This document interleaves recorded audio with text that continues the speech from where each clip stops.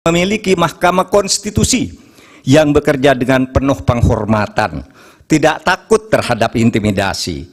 Momen Mahfud MD, Ajari, Soehartoyo jadi Hakim MK yang berani saat sidang sengketa Pilpres 2024. Mahfud MD membacakan permohonan dalam sidang sengketa hasil Pilpres 2024 di Mahkamah Konstitusi pada Rabu 27 Maret. Di tengah-tengah pembacaan tersebut, Mahfud MD justru mengajari Soehartoyo sebagai Hakim MK yang berani. Salah satu keberanian tersebut menjadikan Mahkamah Konstitusi mendapat apresiasi. Assalamualaikum warahmatullahi wabarakatuh. Ketua dan anggota Majelis Hakim yang mulia, saudara termohon dari KPU, pihak terkait dari kuasa hukum Paslon 2 dan saudara dari Bawaslu. Dalam perjalanannya yang mulia, MK Indonesia pernah memberi warna progresif bagi perkembangan hukum konstitusi di Indonesia dan pernah dinilai sebagai lembaga penegak hukum yang sangat kredibel. Harvard Handbook tahun 2012 seperti ditulis oleh Tom C. menilai MK Indonesia adalah salah satu dari 10 MK paling efektif di dunia. Studi tentang perjalanan masa lalu MK yang bagus pernah ditulis juga dalam beberapa jurnal ilmiah. Dari Amerika Serikat ada disertasi yang ditulis oleh Pastor Stefanus Hendrianto yang kemudian diterbitkan dalam bentuk buku berjudul Law and Politics of Constitutional Courts, Indonesia and the Search for Judicial Heroes, diterbitkan oleh penerbit ternama di Amerika. Dari IAIU Malaysia lahir disertasi karya Iwan Satriawan, Role of the Constitutional Court in Consolidating Democracy in Indonesia. Ada juga disertasinya Rifli Harun tentang hukum dan sengketa pemilu.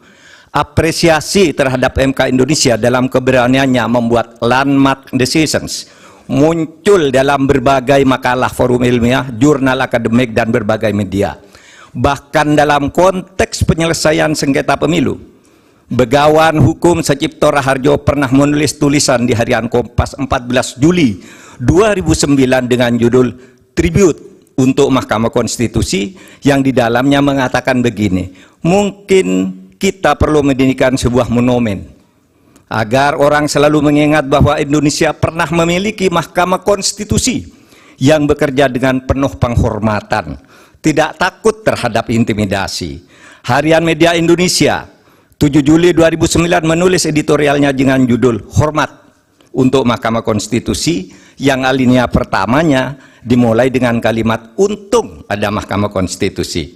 Majelis Hakim yang mulia, salah satu kunci pernah banjirnya apresiasi terhadap MK adalah keberanian MK dalam membuat landmark decisions.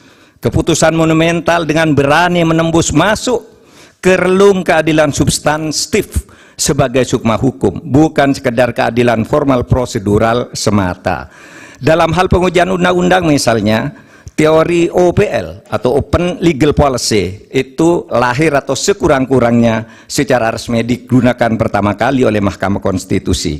Dalam hal pelaksanaan pemilu, MK memperkenalkan pelanggaran TSM yang kemudian diadopsi di dalam tata hukum kita.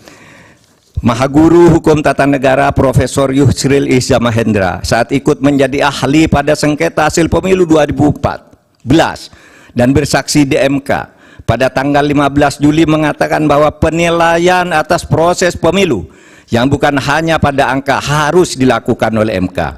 Pandangan ini bukan pandangan lama, melainkan pandangan yang selalu baru yang justru terus berkembang sampai sekarang, menjadikan MK hanya sekedar mahkamah kalkulator menurut Pak Yusril adalah justru merupakan pandangan lama yang sudah diperbarui sekarang.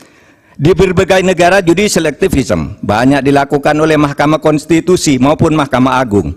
Beberapa negara membatalkan hasil pemilu yang dilaksanakan secara curang dan melanggar prosedur seperti Australia, Ukraina, Bolivia, Kenya, Malawi, dan Thailand serta beberapa negara yang satu disebut ada Belarusia yang dinilai sebagai shame institution atau institusi pengadilan palsu karena selalu diintervensi oleh pemerintah. Akhirnya kami tahu sungguh berat bagi MK dalam sengketa hasil pemilu ini. Pastilah selalu ada yang datang kepada hakim yang mulia untuk mendorong agar permohonan ini ditolak. Dan pasti ada pula yang datang yang meminta agar MK mengabulkannya. Yang datang mendorong dan meminta itu tentu tidak harus orang atau institusi, melainkan bisikan hati nurani yang datang bergantian di dada para hakim, yaitu bisikan yang selalu terjadi antara ammaroh dan mutmainnah. Saya memaklumi tidak mudah bagi para hakim untuk menyelesaikan perang batin ini dengan baik.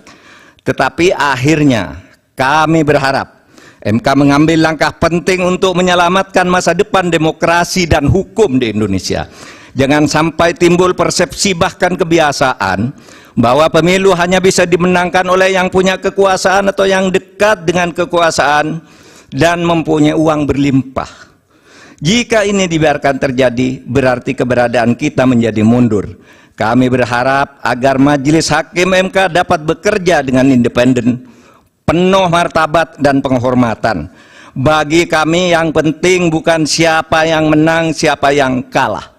Bagi kami, masalah ini adalah beyond election, melainkan harus merupakan edukasi kepada bangsa ini untuk menyelamatkan masa depan Indonesia dengan peradaban yang lebih maju melalui antara lain berhukum dengan elemen dasar sukmanya, yaitu keadilan substantif, moral, dan etika.